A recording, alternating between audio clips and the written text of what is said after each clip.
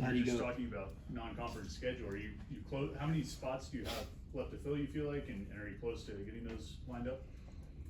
I hope we're close. I think we are.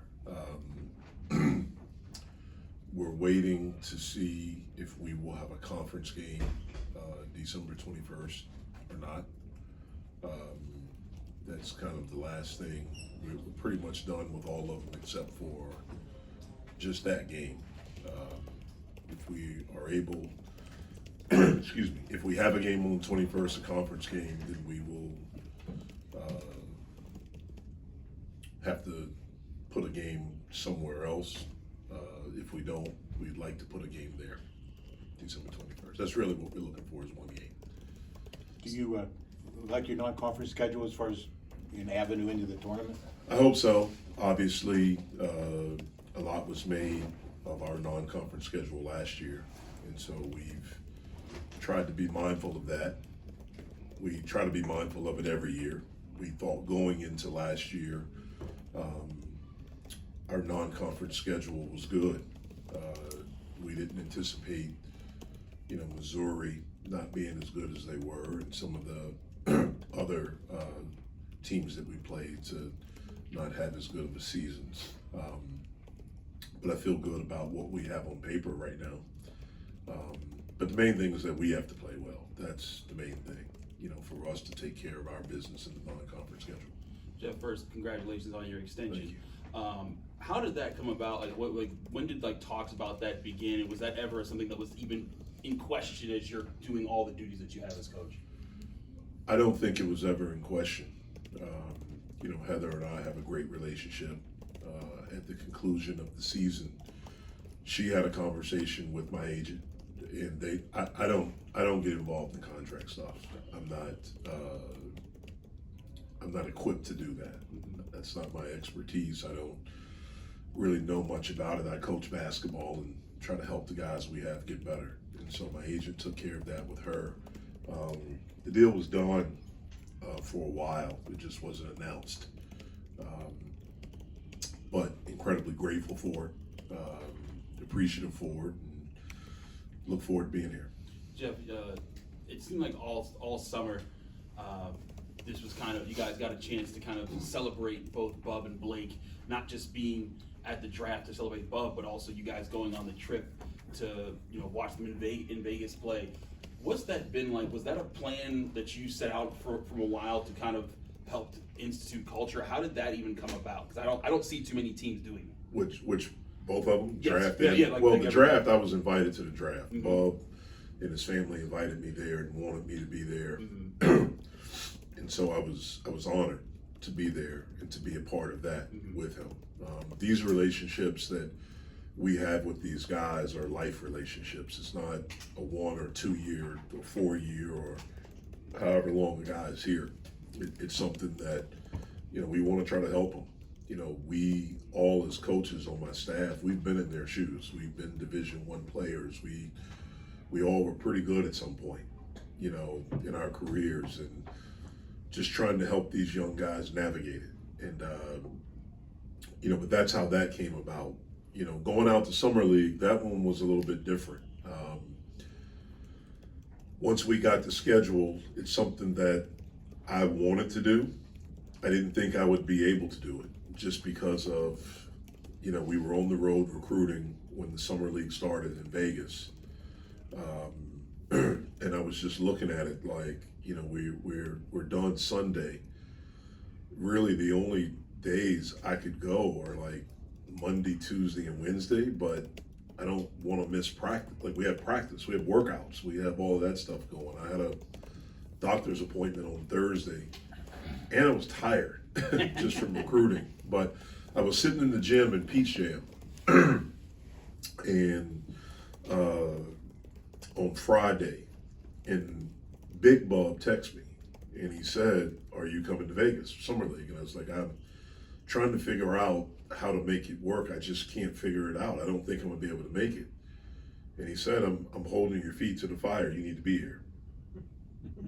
And so I'm sitting in the gym, and I'm just looking, and I figured it out. Okay, I'm gonna get out there, and I'm gonna go, and We, as a staff, went. We took a couple of donors with us. It was an unbelievable experience. And one of the things for me, I had never been to summer league, and so it was just a really cool experience to be out there and first and foremost to see those guys play, to see Bub, Justin, and Blake play. Unfortunately, Mo was hurt, but to spend time with them, man, and for them to be around, these donors, and just how unbelievable it ended. Tuesday night we had a dinner that was unbelievable, and each guy came in, on their own, and it was awesome. It was an awesome experience. When you're sitting in the stands watching those games, do you still feel like you're their coach, or are you more like a fan or a parent or something? No, I do feel like a coach. First and foremost, it was cool. I don't know the last time I've been to a game where I could just sit and watch. But I did, want to yell at those guys for, just encouragement. Like, hey, Blake, hold your follow through. Stuff like that. Bub, same thing. Or, this guy's open, or look at this. But it was just really cool to experience that with them. Coach, between the draft and then the zoo crew, there's been a lot about the culture that you're building here. How proud are you of what you see around you, all those kids coming out to watch the alumni and everything, and just the friendships that are created here now? To be honest, it's the thing I'm most proud of. When I took this job, it's what I envisioned. Obviously, the first 4 years did not look anything like that. But even though it didn't look like it, I saw signs that we were building towards it. There was no one that wanted it to happen faster than me. And I know the fans did, but there was no one that wanted it faster than me to turn this thing around and to win. And there was maybe no one that expected it faster than me. It just didn't happen like that. For whatever reason, it didn't. I'm grateful that, Heather, the chancellor, the board, gave me time and gave us time. And I'm even more grateful for Nelly, Greg, Blake, the twins, those guys believing and coming here and deciding to come here when it was chaotic. For Jamarius and Nike, those guys deciding to stay when they could have left. JB was a graduate, so he could have left at any point. But I think those guys felt good about what we were doing and the direction that we were in. I would add Federico to that as part of the group that came in. And they're the guys that really started it. I thought Justin played a little, a part in it. It was interesting. Last week, Blake came back and he practiced with us. And just all none of the 5-on-5 stuff, but the shooting stuff. And then he got up in the morning and he, got some of the guys, kind of the guys that are in that position, the wing forward, so to speak. And I asked him, he left Summer League and came straight here. And I asked him, I'm a little bit surprised by that. And he was like, well, Justin did that for us. And so I wanted to make sure I was back with these guys working out with them. I never even thought about that. I didn't know Justin did that. So that was really cool. Bub came back and practiced. And so I think it's a great thing, and it shows the closeness that they have, and probably more important to me, these guys know that they're a part of something bigger than them. And that's what I've wanted since that was my experience in college. And I want all the guys that wore this uniform to feel that. When we had the zoo crew back, I spoke to those guys, and one of the things I said to them, this is you guys' program. It doesn't matter if you played for Ben, Jamie, me, Kevin, whoever it was, y'all wore the jersey. You should always feel welcome here, and this is your place. And, it's great to see these guys come back. Coach, looking at the Summer League, Bub had a really good performance and got all Summer League honors, and also Justin and Blake did really good as well. What does it mean as a head coach to see your guys do so well in the Summer League? Yeah, I was really happy for him. I thought Mo played great out in Sacramento, or it was Golden State. I think they played in Golden State, San Francisco. I think all of those guys, for all of them to have, 20-point games, while they were out there. For Bob, I thought he looked very comfortable right away. and that's something that's really difficult, especially for a guard, to go up there because the game is faster and things like that. So I thought he looked really comfortable. Blake in the first game was terrific, struggled a little bit the next few, but I thought he finished very, very strong. And, you know, Justin has played well. He finished the season well with Washington, played really well for him this summer before he got shut down with a small injury. I'm just happy for him, man, to have a chance to live out their dreams and, you know, feel very honored to be a small part of it. How is Jorge's recovery and is your roster pretty much intact right now? Jorge is he's going to the doctor today, and hopefully he's fully cleared. He's fully cleared with the foot, with the he had a sports hernia that he had to have a little surgery on, and that's the last part. Hopefully he's cleared with that. He's doing everything except 5-on-5. Workout, he's doing everything. He's been doing everything for a while. It's just the 5-on-5 part. Papa, same thing. He's doing everything except 5-on-5 right now. No contact, but everything else, every drill, all the stuff that we're doing, he's doing that, and our roster is intact unless something comes along, but we're not looking. It's early, but what do you think? What do you like to see? I like what I've seen this summer. Guys have had unbelievable attitudes. They've worked really hard. I think our returning guys have gotten better. They've gotten stronger, more confident. The new guys have fit in right away. They've been unbelievable with their work ethic, their attitudes. I like the camaraderie that I've seen, the spirit of the team. So I'm excited. I'm excited about, you know, getting together. Today was our last workout. We'll do a clinic tomorrow up in Ammons, and then we have a thing with some of the guys on Saturday, an NIL thing that everyone will get away and get a little bit of a break, and we'll get back on the 25th and start it up. You talked about Blake's on-court presence in the NBA now. What are you going to miss off the court with Blake moving on? Everything. The first practice was, you know, for me it was weird to not hear him. You know, when we were in there starting with stretching, you know, and but it's interesting. I think, you know, Blake had to find his voice as a leader here, and he really did an unbelievable job of that last year. And I think what it showed the other guys is you have to be authentically you. And I've seen some guys already stepping up in that area, but doing it their way and finding their voice. And so I'm excited about that. But, you know, Blake's imprint on this program goes well beyond the number of threes that he hit, the distance of the threes, and the number of points that he scored. You know, you can still feel his spirit on this team and in this program.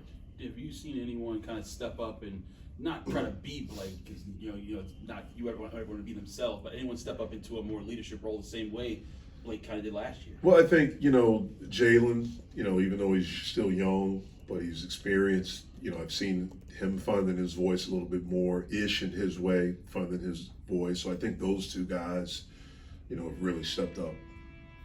Do you see Damian sort of taking the role that Bub had last season?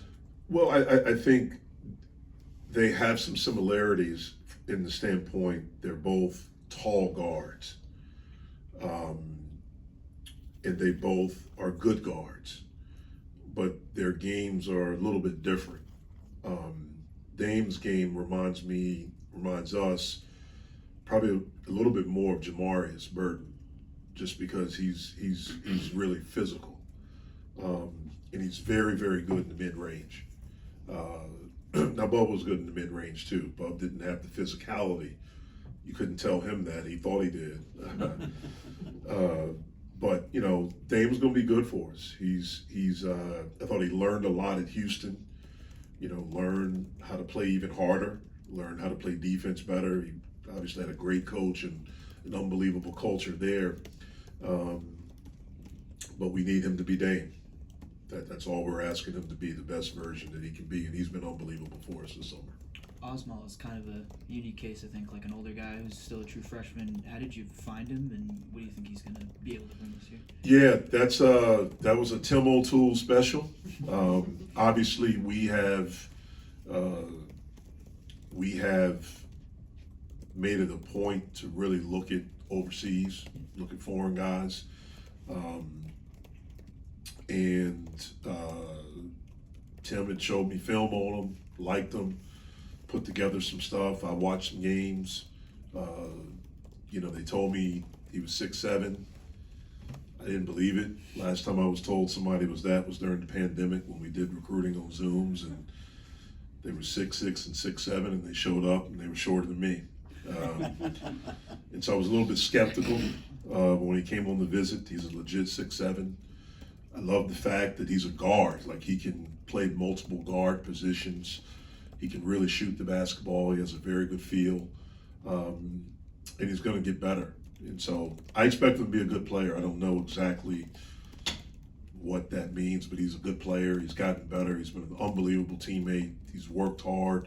The fact that he is a little bit older and has the experience from playing professionally over there, he's not afraid.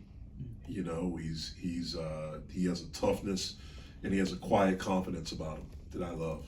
Is there going to be an adjustment going from Bosnia to the United States? Yeah, I mean, it's always an adjustment. Anytime you go somewhere new, whether you go from high school to, college, or, you're going from High Point to the ACC and you're playing in this type of competition, it's an adjustment, but I think he'll adjust pretty quickly. How has Cam looked so far in practice? Yeah, he's been good. Cam is he's a talented young guy. He works really hard. He's a gym rat. That's one thing I didn't know about him. He's a gym rat. You got to get him out of here. You got to make him take breaks. But he's really excited about an opportunity that he has here. He feels like he can do more as a player, and I think he's grown as a player this summer. And so we're excited about the things that we feel like he can bring to our program. I think the ACC said they're going to just take 15 teams into the conference tournament. What do you think went into that decision? What was your reaction to that? I'm not sure what went into it. I'm not a fan of it, just because I think every conference team deserves, with going through a 20-game conference season, to have an opportunity at the postseason. And so I wish it was different. It is what it is, and so you got to roll with it. You also might have you're going to have two extra scholarship spots going into next year. Has that kind of changed how you recruited, or does it change anything at all? Yeah, we're trying to navigate all of that. There are some changes that are being made, with the house settlement and things like that. It's not going to be, roster spots now. So it's going to be more, we're basically professional basketball. That's what it is. And so we'll figure out how to navigate it. Certainly, it's hard to have 15 scholarship guys because you're not going to play 15 guys. And so we'll figure out how to manage it. We have some ideas that we've kicked around as a staff of what we want to do, and we'll see if we can implement that and make it work. With Cal, Stanford, and SMU joining the league, what are those three programs just going to bring to the ACC? Yeah, well, they're all, historically good basketball programs. When you look at Stanford's one of the biggest brands in the world. When you think of Stanford, you think of high academics, world-class athletics. There was a time, man, in the 90s, they were really good with Casey Jacobson and Mark, those guys, those teams are really good, and they have a really, really good coach now, as does Cal. You think of their history with Jay Kidd and Lamont Murray and all of those guys, and Mark is a really, really good coach, and then at SMU to get Andy Enfield, and really good school, unbelievable campus, and they have a tradition in basketball where they've been really good at times, and I think the ACC brand will help them. I think their brand all three of their brands will help the ACC. You think the ACC will only make you go to the West Coast once a season? Either with Cal or I think Stanford? so. Yeah, I think if you're out there, I think that's the way it works. Like you'll play both of them. Play when you're out one there. home and one away. No, you'll play if you're playing them, you're gonna play Stanford and Cal while you're out there. One trip then. One trip. Yeah. Limit the amount of back and forth. I got you. Would hope. I would hope. For the East Coast teams. Yes. That's the way it's set up. That's the way it's set up, right? Like I know we go to SMU this year, and those two come to us. How's Cam been integrating with the guys? You know, he's a guy that you guys played against very recently. What's that been like? It's been great. It's been great. It's been natural. You know, I thought he felt a connection with the guys on his official visit when he went into the portal and we started recruiting him. He already had a connection with Jalen. They played AAU together. And then when he came on the visit, he got to know some of the other guys. A lot of the guys were around. And so he's been terrific. He's been terrific with that. He's a really good dude. That helps. You know, when you're a good guy and you fit in with other good guys. Seems like Jalen knows everybody. Jalen's been around the game for a really long time. You know, his dad was when I met his dad when I was the head coach at Oklahoma.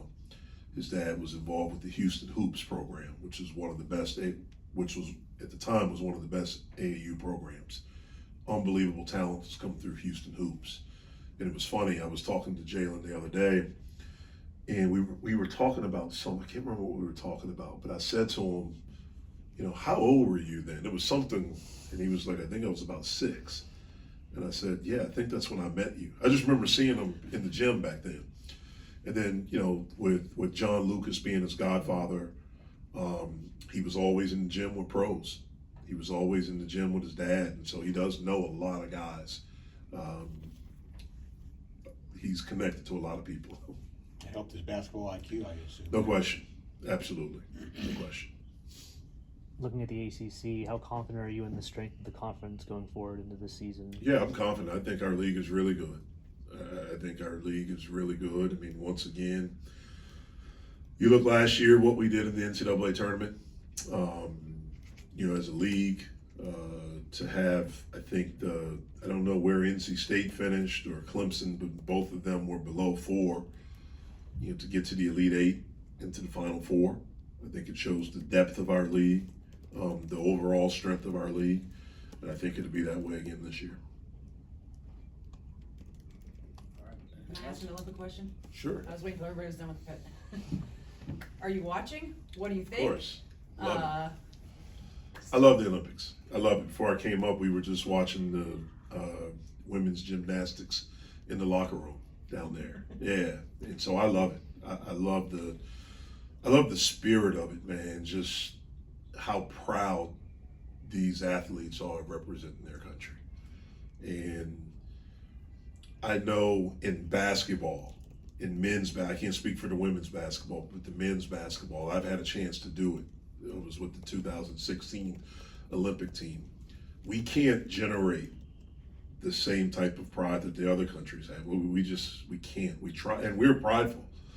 And I know the guys that are playing right now, like it means so much to them. But the spirit of the Olympics, I love. And when you see these athletes win and the celebrations, I mean, I love it all. The swim, all of it.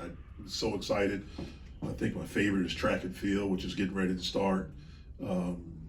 So it's been really, really cool to watch. How about coaching a bunch of guys who are the studs on their team?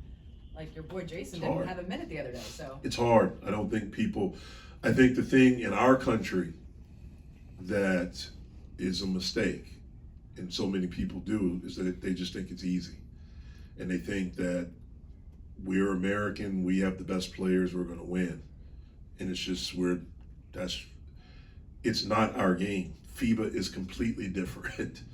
And you have guys that can struggle, that are great players that can struggle with FIBA. First of all, I think our team probably had about, I'd probably say 8 to 10 practices. That's it. You know, so it's hard to develop chemistry where these guys have grown up playing together. Like they've been together for a while, and in the summers they're together. And so they have that. But it's different. The game is more physical. And when you're putting together that roster, I remember, again, 2014 World Cup, 2016 Olympics. Again, I think the biggest mistake people could think is you just get the best players. No, they have to fit. The pieces have to fit. And I think Steve is doing an unbelievable job because, number one, to have the courage, but also the communication, you know, with the guys, telling them in advance. And the thing you have to have is that everyone has to be connected, and the prize has to be the gold medal. That's it. And so, you know, when you look at the first game with Serbia, you know, I think their game plan was to try to wear Jokic out. So you needed 3 centers just to keep someone fresh on them. And you look at the stats, I think the game was even when Jokic was in. The minutes that he was out, I think we were plus 22, 26 or something like that. And so it worked. The next game against South Sudan, they don't really have big guys. And I think South Sudan hit 18 threes against us in the exhibition. So the game plan was to switch every ball screen. So you're not in rotation and you're not just getting beat and they're just spraying it out. And so you know, as a coach and as a coaching staff, they're doing an unbelievable job. One of my best friends put the team together, Grant Hill, and I'm talking to him every day. And so I'm excited to watch them, and I think you'll see them continue to get better and better. And then the other day we had the cheat code come back. When Durant's there, he's the cheat code for USA Basketball. Is that stuff that you can get pointers on when you see a team contrast in its objectives so differently from game to game? Is that something that you can point to your players and say, hey, this is the kind of stuff we need to do? We talked about that today before we went to our last practice. It's just that. I mean, you know, you look at that team, I think it's a seamless transition for Drew Holiday and Derek White because they're basically playing their role on this team that they play with the Celtics. Now this is my opinion, so you have Durant, you have LeBron, you have Curry. Those 3 guys are just different. Like they wake up in the morning, I'm different than everybody. It doesn't matter who's in the room. You have a few of those all the time. And then the rest of the guys are great, but how do I find my footing? Like where do I fit? I can't be how I was with the Celtics or how I was with whoever, Phoenix. Like where do I fit? And so it was cool. Like I remember in 2014, you know, we had a stacked team, and one of the big things that people say is like James Harden doesn't play defense.